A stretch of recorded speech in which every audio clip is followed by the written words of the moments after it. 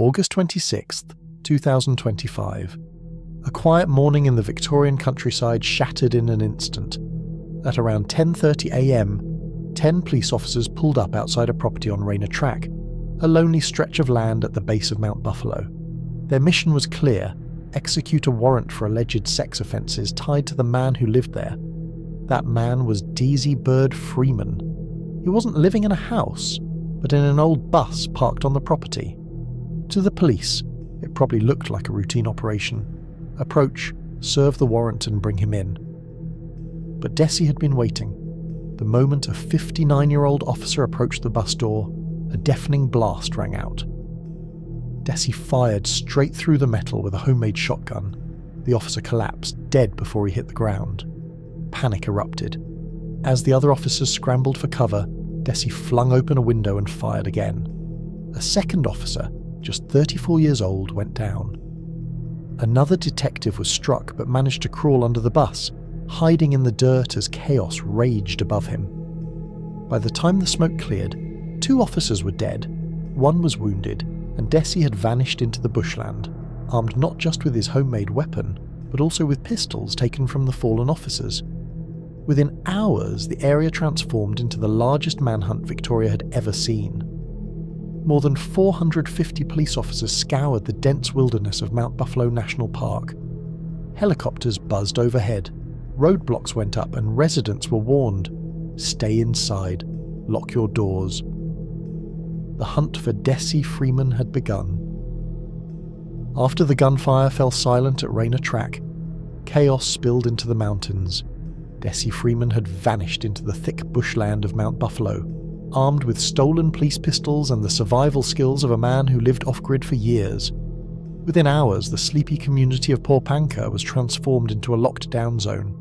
Residents were warned to bolt their doors, stay inside, and trust no one, because whispers soon surfaced that Desi wasn't entirely alone. The police believed members of the community were helping him, hiding him, maybe even feeding him. 5 days later, on August 31st, Desi's wife, Molly, broke her silence through her attorney. Her words were careful, but heavy. She expressed condolences to the families of the fallen officers and distanced herself from Desi's anti-authority beliefs. She said she respected the work of the police. It was the first public sign of how far Desi had drifted, even from those closest to him. But Desi remained a ghost. No sightings, no tracks, just silence and fear. On September 5th, the government offered a staggering $1 million reward, the largest in Victoria's history, for information leading to his arrest. It was a test of loyalty. Would those rumoured to be sheltering him betray him for the money, or would they risk everything to keep him hidden? To this day, the answer remains unclear. Before the chaos on Rayner Track, there was a life shaped by extremes. Desmond Christopher Philby, known to the world now as Desi Bird Freeman, was born in the late 1960s and grew up in Melbourne, Australia. In 1977, his family moved 200 miles northeast of Wodonga, a quieter town where he spent his formative years. Even as a young man, Desi's worldview was coloured by intensity. He was a devout Catholic, an environmentalist, and occasionally obsessively fixated on the ideas and symbols that unsettled him, like when he destroyed Metallica cassette tapes, convinced they carried satanic messages. As an adult, Desi drifted through various jobs: freelance photography, diving, rock climbing instruction. But stability eluded him. He eventually relied on welfare and a disability pension, while nurturing deep-seated anti-government and anti-police beliefs. He declared himself a sovereign citizen, changed his name to Desi Bird Freeman, and embraced a philosophy that put him above the law. Every minor confrontation, every disagreement with authority, reinforced his sense of entitlement. In the Philippines, he met Amalia, who went by Marley. Their romance led to marriage and 3 children. Upon returning to Victoria, Desi's relationships with neighbours were fraught. He became notorious for disputes, lawsuits over alleged drone surveillance, attempts to arrest magistrates, and frequent confrontations with authorities. By 2018, his estrangement from family deepened. Christmas gatherings became a stage for preaching apocalypse and railing against law enforcement, a foreshadowing of the violent stand he would take years later. Paranoia grandiosity, and a fierce need to assert control defined Dessie Freeman. Every action, from surveillance cameras around his properties to his fascination with conspiracy theories, was part of a pattern. He believed that society, laws, and authorities were obstacles designed to curb his self-perceived greatness. Little did anyone know, this mindset was the seed of the deadly confrontation that would unfold on August 26, 2025.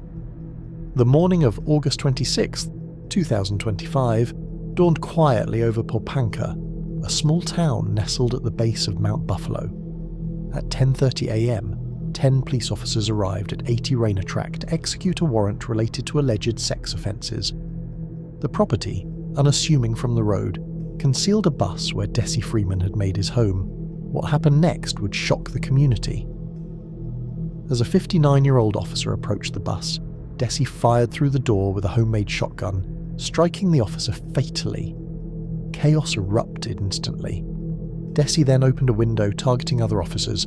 He killed a 34-year-old officer and wounded a detective, who narrowly survived by hiding under the bus. The officer's life hung in the balance until backup arrived. Dessie, armed now with pistols taken from the fallen officers, vanished into the dense bushland of Mount Buffalo National Park. The town quickly became a fortress. Residents were told to lock their doors and stay inside.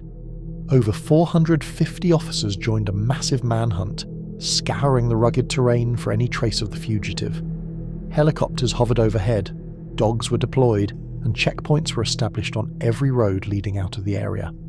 In the days that followed, the tension in Pohanka escalated. On August 31st, Dessie's wife, Mally, issued a statement through her attorney expressing condolences to the victims, emphasizing that she did not share her husband's anti-authority views. By September 1st, police announced that locals had reportedly been assisting Dessie, complicating the search. 4 days later, authorities offered a $1 million reward for information leading to his arrest, the largest in Victoria's history. While the authorities hunted, Dessie's presence remained a ghost in the bush. Tracks, sightings, and tips came and went, none leading to capture. The man who had spent years shaping his life around autonomy, rebellion, and defiance had now become a living symbol of his beliefs, forcing the law to chase him across the wild slopes of Mount Buffalo. Over the following days, the massive manhunt for Dessie Freeman continued, with helicopters combing the forest, officers setting up roadblocks, and locals urged to stay vigilant. Sightings and tips circulated, but none led to capture, and rumours swirled that he was receiving aid from sympathisers. Dessie's wife, Mally, remained publicly distanced, offering condolences but emphasising she did not share his anti-authority views. Their $1 million reward heightened the stakes, yet the fugitive's knowledge of the rugged terrain and survival skills kept him one step ahead. Authorities speculated on his fate. Some feared he had already taken his own life. Others believed he was preparing for a final confrontation. As time passed, the tension in Pohanka remained palpable, leaving the community and police alike uncertain whether Dessie Freeman would ever be found alive or dead, and the case became a haunting reminder of the danger posed by a man driven by extreme beliefs and unwavering defiance of the law.